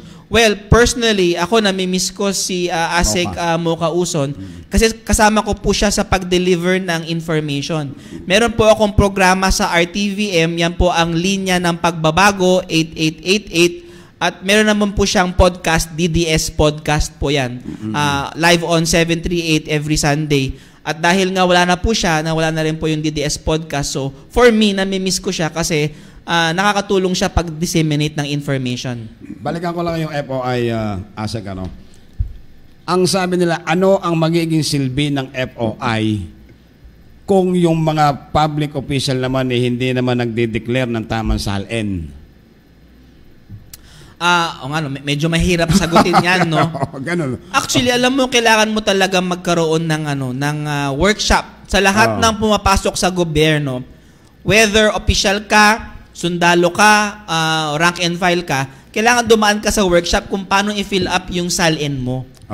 For a document that people have resigned from, people have been impeached from, all the way up to Chief Justice, it's surprising po na wala po kaming workshop tungkol sa pag-fill up ng SALN. Kasi confusing. Kaya maraming nagkakamali. Kaya dami nagkakamali. So actually, suggestion ko po nga sa opisina namin, alam nyo sir, Secretary Martin, kailangan magkaroon tayo ng workshop on SALN kasi magkamali ka lang dyan, biglang you are put into a microscope already. At saka hindi lang siguro sa inyong tanggapan. So lahat siguro, kasi halimbawa na, magka-assign kami ng SALN, yung mga empleyado ng gobyerno. Hindi naman lahat alam yan Marami, sabi mo, marami nagkakamali. Kaya yung iba, unintentional nagkakamali, pero meron namang intentional na talagang ginagawang minamali.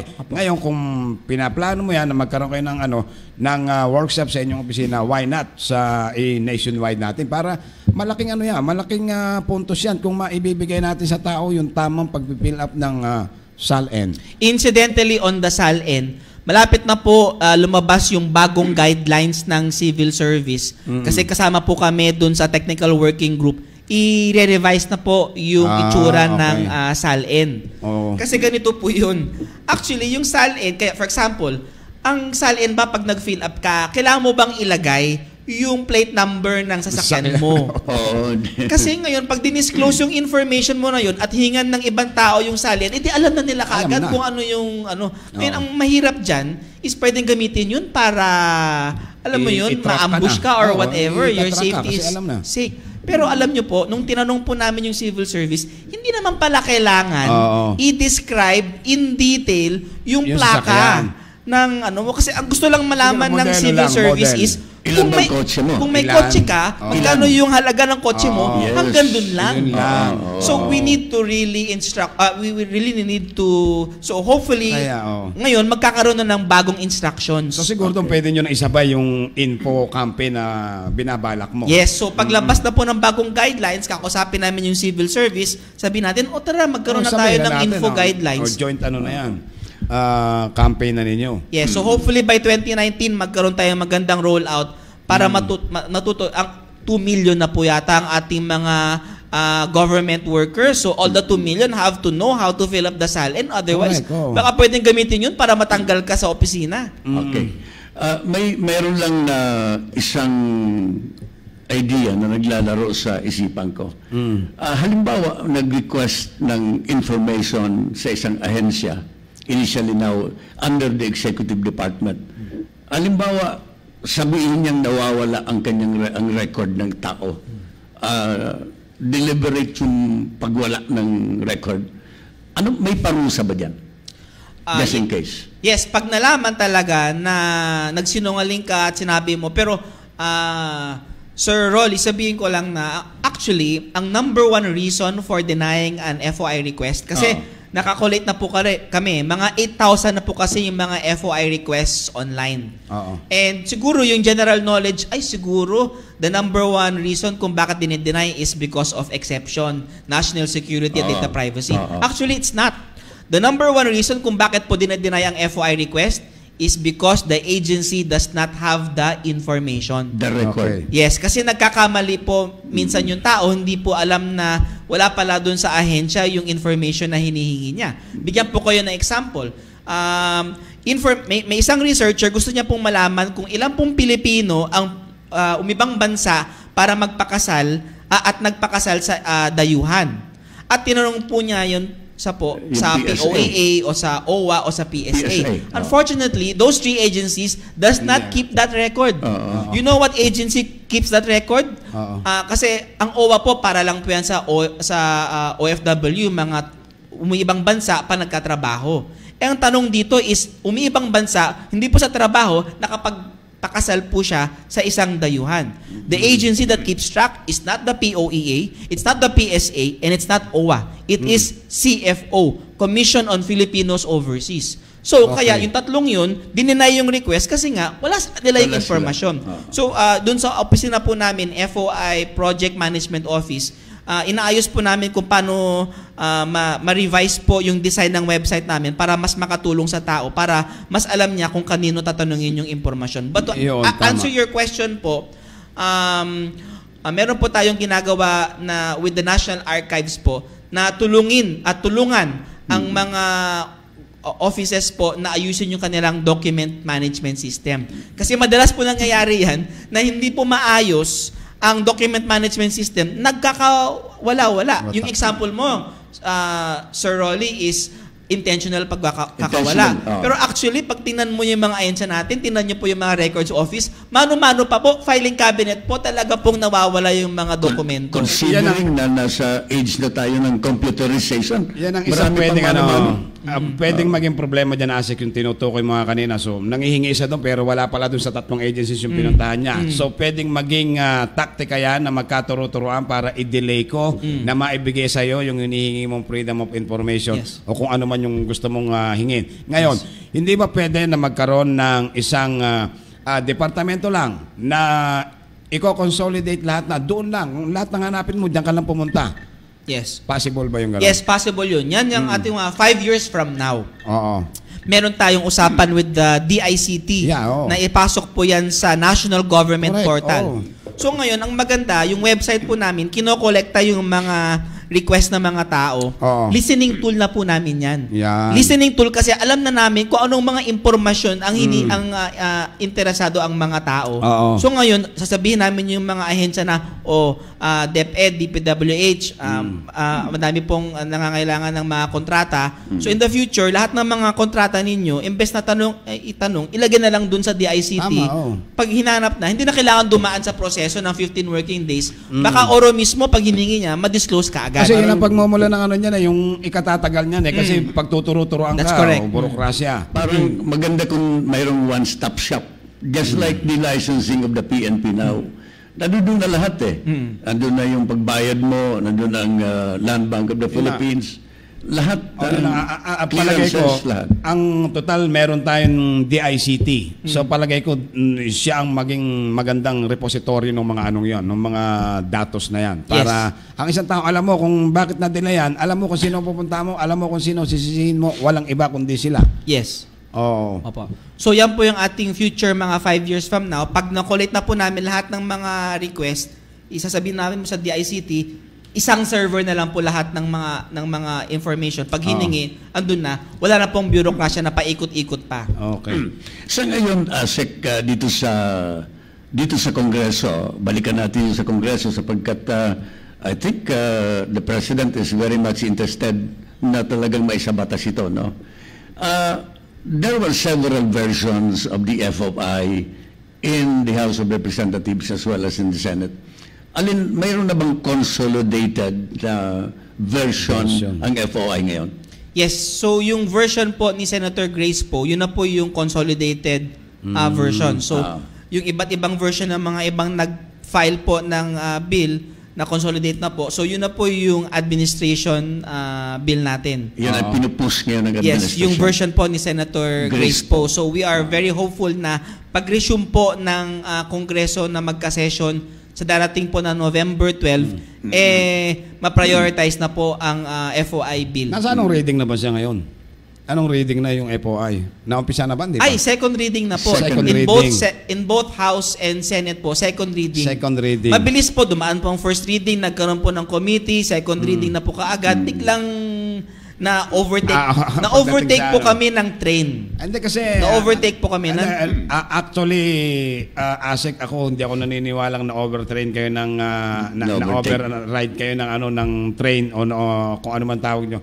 Kasi yan, yung first reading, madali yung ipasa sa first reading Kasi sa second reading, diyan talaga yung magkakaroon ng lahat ng delaying tactics ilalagay dyan. Kasi pagpasa niyan sa second reading, sa third reading, parang formalidad That's na lang correct. yan Tama. So kaya dito magkakaproblema yan sa second reading. So yung sinasabi mo na overcome tayo ng palagay ko merong nagmamanipulate niya kaya kayo na-overcome niya.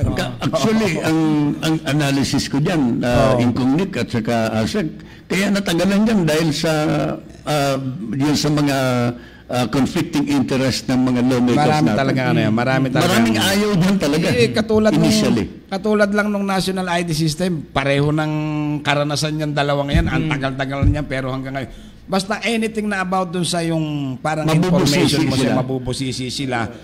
Kumbaga, hindi takot sila na kaya malakas ang loob nila na sasabihin nila ilan ang asawa niya, let's say ang presidente, ganyan ang asawa, yung iba ganun din. Kasi sila takot.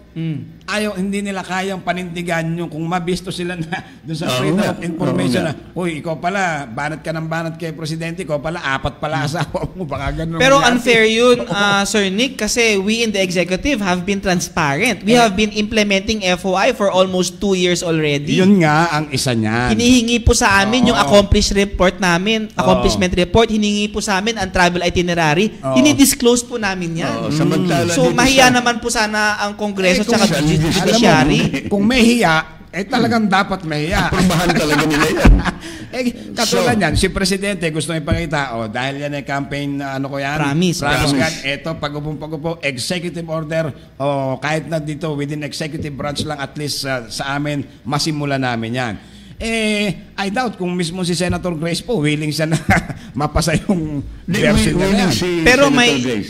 Pero may datos po kami, sir. So sa 8,000 FOI request, classify namin po siya kung ano-ano ba yung mga impormasyon na hinihingi. At yung takot nila na gagamitin yung FOI para malaman yung personal information ng isang official o government worker ay wala. Kasi only 6% ask for personal information. Walang pake yung mga tao kung ilang asawa mo, kung ilang girlfriend mo.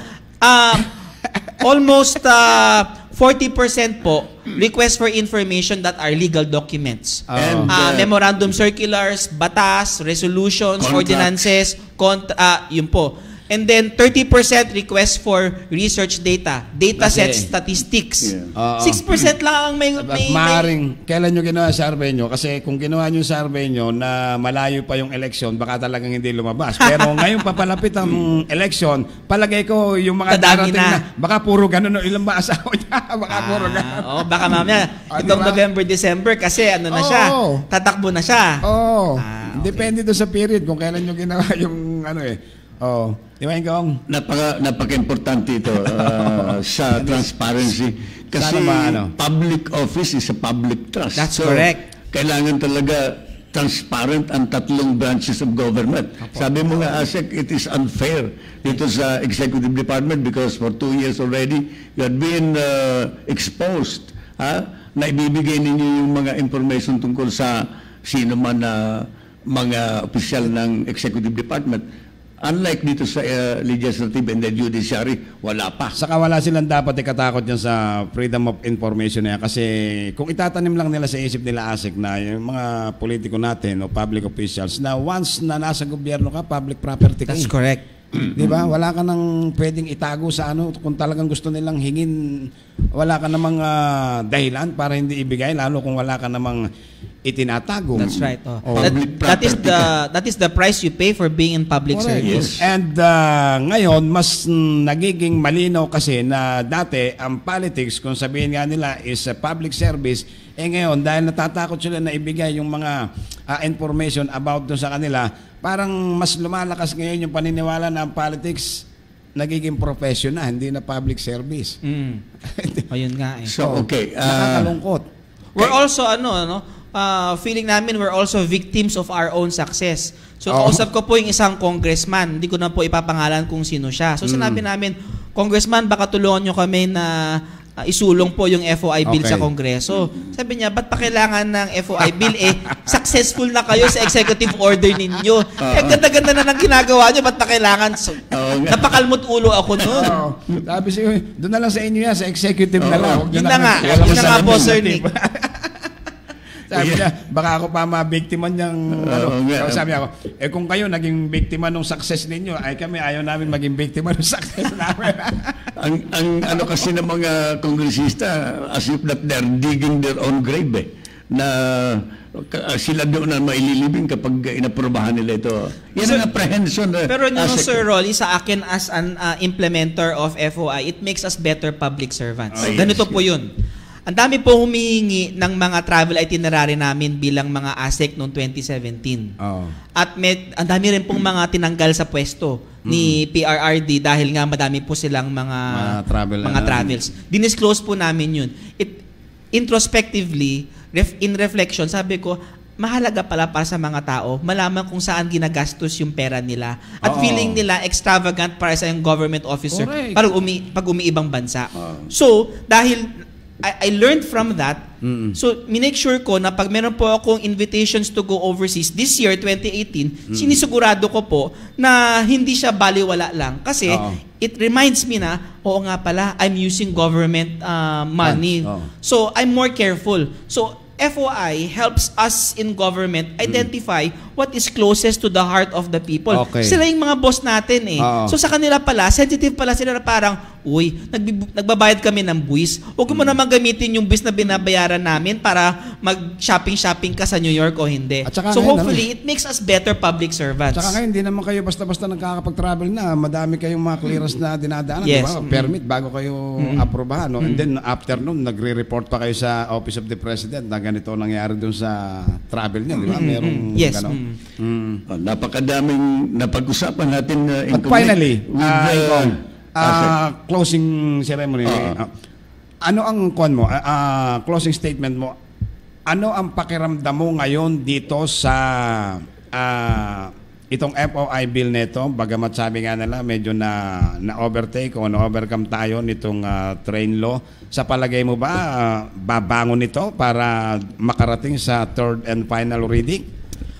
Sa aking palagay, Sir Nick, feeling ko talagang maipapasa natin tong ngayong kongresong ito dahil isa sa mga pangunahing sumusulong ng FOI ay si Senator Grace Poe. Pwede bang maging Christmas gift yan? Oo, sana naman. Baka nakikinig si Senator Grace Poe o kung sino man kaibigan niya na i-Christmas gift na po sa atin ang FOI at talagang mamahalin siya ng madaming mga Pilipino kasi napakahalaga po ng FOI sa ating bansa ngayon. In the age of fake news and disinformation, ang sagot po natin ay FOI. Yes. Okay. Marami na pag-usapan natin, Asek. Parting words on your part, baka mayroon pa kayong gustong sabihin. So maraming salamat po, Sir Rolly, at gusto ko lang sabihin po sa ating Katropa Radio na meron na po tayong Freedom of Information Program. So kahit na wala po tayong bill, meron po tayong FOI program sa executive branch. At kahit executive branch lang po siya, the majority of government offices po come from the executive branch. Andiyan po yung 20 line departments, DND, DPWH, DSWD. Kasama na rin po yung mga attached agencies niya, katulad ng AFP, mga bureaus po, mga GOCC, state universities and colleges, pati na rin ang mga local water districts. Pag may tanong po kayo, na gusto niyo pong masagot ng gobyerno, gamitin niyo po ang FOI. Punta lang po tayo sa foi.gov.ph.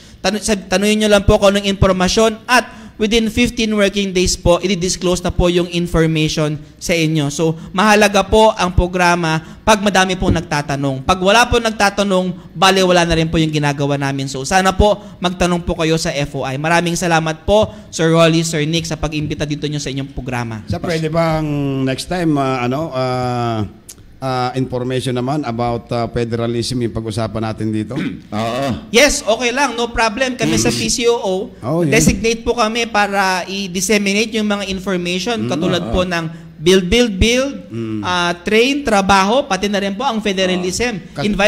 Please invite us anytime and we will be glad to be here in your program sa Kanyon. Kasi ang totoo niyan, marami yung nagpapatulong sa amin, nagtatanong about federalism. So, meron kaming naipapaliwanag pero siyempre limited. Unlike dun sa inyo, na nasa inyo talaga yung mga information. So, mas magiging malalim ang explanation and mas authority ang mas may authority kayo to explain, di ba?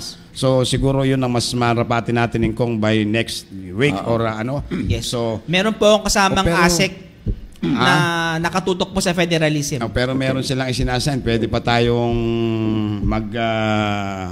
mag-extend. So kung mabibigyan mo kami ng konting details about yes, sure. Ngayon, for federalism, walang problema. For today. Yes. Sige sir. Ilang minuto, Asek, ang pwede namin kunin sa iyo na extension? Okay lang, kahit ilang minuto. Actually, si Kuan ang sumisignal sa atin, yung sa technical. So, ina-allow tayo ng Okay, sir. Pag-usapan na natin ng federalism yan. Para yung mga nakikinig natin, matagal na kasi ito, Asik, pag tinatanong kami talaga about federalism, sabi nila, bakit parang ang federalism tinatalo ng campaign nung kabila, nung against federalism, parang mas maingay yung kritiko ng federalism kesa doon sa mga yung nag-i-initiate ng federalism. Napakadali kasi mag-oppose. Kahit anong ibigay mo, ang dali-dali naman mag-oppose. We are against federalism. The campaign for federalism medyo mas komplikado po siya. Kasi madami po tayong mga proposal. Doon po nagkakaroon tayo ng problema. So hopefully, dahil nga meron tayong consultative committee, meron na tayong iisang version. Pero ngayon, nagkaroon tayo ng dalawang version ulit. So now it's gonna be confusing. Dalawa na yan. Kasi yung version po na sinulong po sa Kongreso at meron po ng consultative committee, medyo magkaiba ng konti. Kaya siyempre, pag yung opposition, isa lang yung kanilang battle cry against federalism. And then here we are in communications. It's very difficult for us to communicate two different versions. Siguro doon sa dalawang versions na sinasabi mo na yan, mas napakadali naman pumili kung alin dyan. Kasi kung yung bagong version na yun, ang tinutukoy mo ba yung version dito kay GMA doon sa SB, yun kitang-kita mo naman kung ano ang motibo nun Hindi doon sa kung ano yan, di ba? Sa version na yan. Let us consider, Nick, na ang Kongreso ang finally siya mag-enact ng batas. That is correct. The consultative committee recommendation was just a recommendation. It is not really that is correct. Subject na it has yet to be forwarded to Congress formally. Yeah. So actually yung version ng Congress mas abante na po siya. Correct. Ang sinasabi mo Congress, pag sinabi natin Congress, both houses. Initially dito sa House of Representatives. So hindi sila ang pag sinabi natin kasing Congress is both houses. Kaya ako sinasabi na andito pa lang yan sa House. So single pa lang yan. Hindi pa natin pwedeng yung magiging nila diyan, yung magiging proposal nila diyan is subject pa rin sa approval ng Senado. That's hanggang correct. sa magkaroon sila ngayon ng BICAM. So yun yung tinatawag nating proposal ng version ng Congress na isa. Mayroon kasi iba-ibang version ng Federal Constitution, ASEC. Mayroong presidential federal, mayroong parliamentary federal. Yes. That has to be determined yet, no? At the very least, that has been determined. That has been determined. We are kasi nga 'di ba? Ayaw natin 'yan kasi si GMA magiging Prime Minister. More or less the agreement is we will have a presidential federal government. Okay. At least that we are set with. Pero ngayon, tumbukin natin yung federalism na gusto malaman ng tao. Sa federal form of government, ilang senador na, di ba, i-elect na ang mga senador natin sa by regions. So ilang regions ba magkakaroon ng Sa version po ng consultative committee, meron po tayong 18 regions. 16 symmetrical regions. Ito po yung as-is na regions natin. Region 1 will be Region 1 as is, Region 2 so on so forth. And then dalawang asymmetrical, ito po yung CAR at saka po yung ARMM o yung Bangsamoro region. So kada region po, magkakaroon po tayo ng dalawang senador.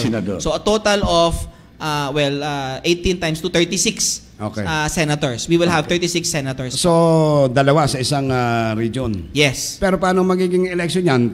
By region lang or national? By region. By region lang yun yung, for me, pabor po ako. Ako po, as a student of public policy and the law, pabor po ako na ang mga senador natin ay elected by region. By regions. Kasi kung per region nga ang bakit mo na national? Pero mukhang yung isang lumalabas sa kamera ngayon, parang gusto nila national ang maging dating. Yung hindi naman po, yung sa camera naman po, meron pong regions pero mas pinakonti nila yung mga regions. Instead of having 18 regions, liliman na lang po yata ang mga regions. Ang ganong regions. Opo, so mas pinakonti. Ako masang-ayon po ako na kada region meron kung let's say dalawang kung ilang regions tayo ngayon, NCR kung ilang regions. That's correct. So yun siguro. Dalawa lang po. Kasi pag pinagsama-sama mo yan. Pero paano yung kanilang apprehension na baka yung mamaya, yung mga mas mahihirap na probinsya mas lalong maghirap sa federal? Meron naman po kasi tayong equalization fund. Doon sa proposal po ng consultative committee, meron silang binibigay na 3%, sabi nila baka i-increase sa 5% na in the transition years from 2019 to 2022, yung mga regions po na mas nangangailangan ng tulong. Ay makakapag-access po ng equalization fund para pandagdag po sa kanilang budget. Or pwedeng i-adapt ng mga mayayamang region. Hindi pwedeng i-adapt. I remember two officials of the Duterte administration, in fact, they're members of the economic team of the President. Secretary Dominguez and Secretary Pernia of the NEDA. In fact, naitanong ko na rin to kay Senator Nene Pimentel in one forum dito sa Quezon City. Pinainit may ulo. Na medyo akala niya I'm opposing the federalism issue. Okay. Hindi niya na gusto ko lang maliwanagan. Tinanong ko kay Senator Nene Pimentel ito, no? If you recall, ASEC, sa mga news noong isang buwan, no less than Secretary Dominguez, Secretary Pernia, nagpalabas sila ng kanilang view tungkol sa federal constitution, that this will incur losses on the government, on the part of the national government, amounting to billions of pesos. And secondly, ASEC, na ito ay magkakaroon ng retrenchment o kaya marami madi-displace ng mga empleyado sa buong istruktura ng gobyerno. How do you explain this? Okay. So, alam ko po yung pinagbumulan ng sinasabi mo, Sir Rolly. Sabi nga po ni Secretary Dominguez sa ni Secretary Pernia, based on their estimates, aabot ng 100 or 200 billion po yata yung expense. But this is their estimate. I'd like to let you know that also other departments have a different estimate. Forecast. For example, the forecast po of the ILG is nowhere close to the forecast of Department of Finance. So everything really is a forecast. Nobody really knows what is the final expense, but any government action entails expense. Kung ang argument po natin wag nating gawin yan kasi mahal yan, di wag na po tayo mag-eleksyon. Kasi ganun din naman po ang election, may expense. So for us, we favor federalism and the move for federalism because although there is expense, the expense should be considered an investment. Okay. Investment po natin yan para mas maganda po yung pamamalakad ng ating gobyerno. Yan po yung pinagmumulan ng federalism. Yan po yung pinagmumulan ni President Duterte. Mali po, it's very dysfunctional. Government as designed today for the past 30 years is really dysfunctional. Only a government where the concentration of Senate representatives come from NCR and a lot of regions have no representation, that's so dysfunctional because they do not have say in national policy. And then po yung pangalawang issue nyo po, there's going to be displacement of workers.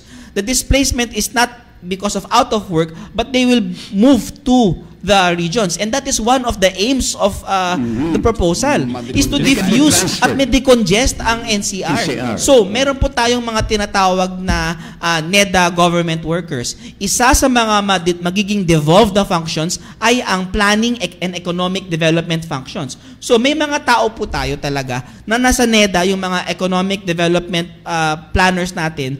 Pag nagkaroon po tayo ng federalism, ilan sila, madi-displace sila. Ayoko naman sabihin ang displace kasi hindi naman po sila mawawalan ng trabaho.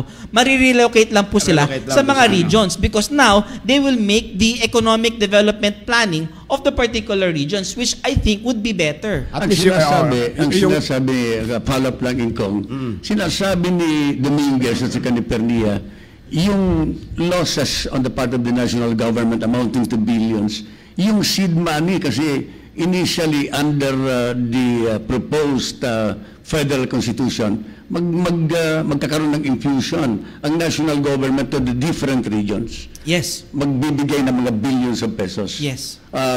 Di ba yan kakulangan ng pondo na? Baka magkulang ang national government. Ay, hindi naman po. Dun sa paggawa naman ng functions ng federal government saka yung mga regions, parang binalanse naman po. So kung ano po yung na-delegate po sa mga federal regions, syempre kailangan nila ng share in the money.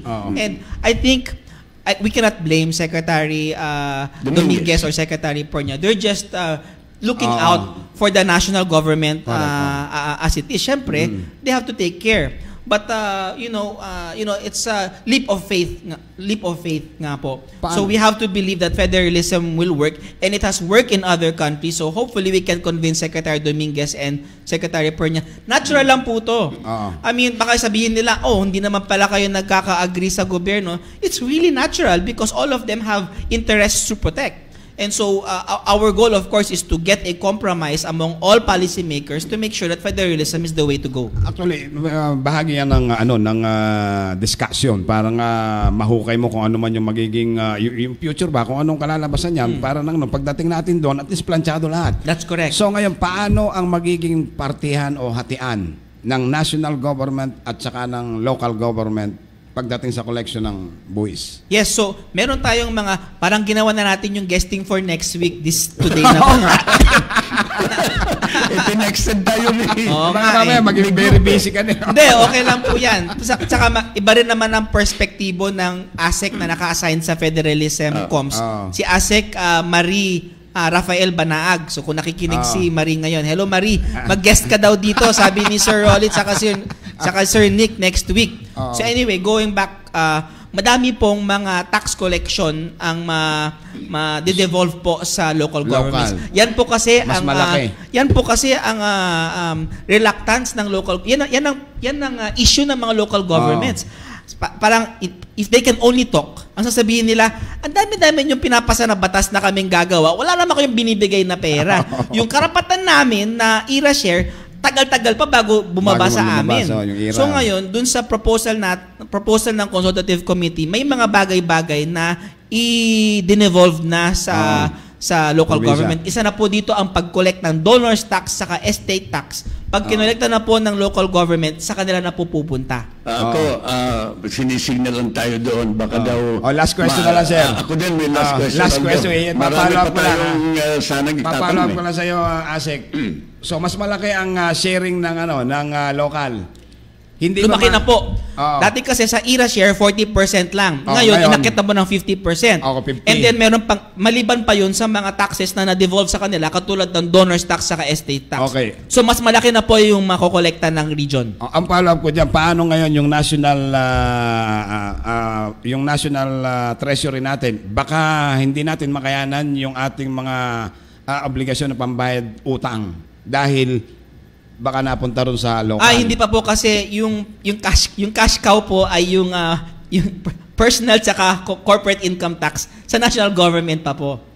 So, meron naman po makakolekta pa rin ang national government ng tax at magagamit naman yun para sa mga ibang obligasyon neto. Sige. For example, infrastructure, devolve din po siya sa regions. So yung mga bagay-bagay na paggawa ng mga tulay, hindi na po aasahan ng mga probinsya natin sa Metro Manila o sa, sabi nga nila, Imperial Manila, sa regions na po ang kanilang... Okay. Nasulit ng maigis. Napaka-interesante kasi ang pinag-uusapan natin pagdating sa federalism. We will reserve our other questions doon sa susunod nating session with Asek and... Asek Marie. Asek Marie and with you also. Pwede rin. Pwede rin. Mas maganda. Okay. So, thank you very much, Asek Ablan. Maraming salamat sa iyo. At hope to see you again in this program. Inkong, paalam na tayo. Yes, sir. So, mula sa aming staff, ngayon nung araw na ito, very special. Nakaging panawin natin dito si Asek Christian Ablan. Nakalimutan ko lang i-mention kanina, recipient ho siya ng gawad sa kampiyon ng kabataang Pilipino. Kaya ibang iba ang kalibre nito. Ingkong Nick Lipanay, Chipare po. Magandang umaga. Nakalimutan mo si Christian Ablan, grandson po ito ng late Governor Rocky Ablan Sr. Yes. Apo po ito, mga kababayan. As we all know, doon sa Marcos time, a very prominent figure ito si Rocky Interview Ablan. mo yan, magkaidaran lang kayo ni Congressman Ablan noon. Tumigil ka. Mga kababayan, maraming salamat po. And again, thank you very much, Asek Ablan. Congressman Ablan. Thank you. Nakalagay dito, grandson. Thank you po. Alin ang totoo, anak o grandson? Anak po ako ni Roque Jr. Grandson po ako ni Roque Sr. Yung Roque Sr. po ay yung World War II guerrilla leader. So the junior is the one during the Marcos time. Yes. Alright, maraming salamat. Awat na. Thank you very much. Ayaw tayo paawat dito. Napaka-interesante kasi yung pinag-usapan natin. Si Rolly Canon po sa extended version ng Kanyon. Maraming salamat. Bye-bye. Ito ang DWDD 1134 kHz. Balita, impormasyon at musika. AM at FM pinagsama. Ito ang Katropa Radio. Iba tayo.